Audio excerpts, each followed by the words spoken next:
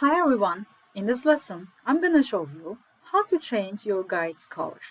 Now, what if you're working with a bunch of pink objects and if your guide's color is pink? You may have problems seeing your guide if the color of your objects is too close to that of the guideline. To give your eyes a break and make your task easier, you can change the color of your guides. Let me show you how to do it quickly.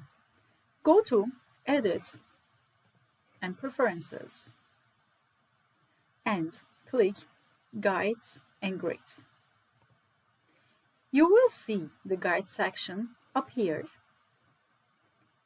Now you can change the color from here. Also, let's pick black.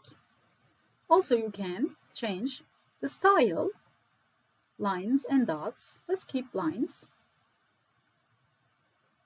And also, you can see here, there's a grid section. We will cover what you can change there in a future lesson. For now, let's just make the changes for the guides and see how it's gonna look. Let's click OK. Now, it's definitely easier on your eyes and will help your guide to stand out. I hope this helps. Good luck with your illustrations, everyone.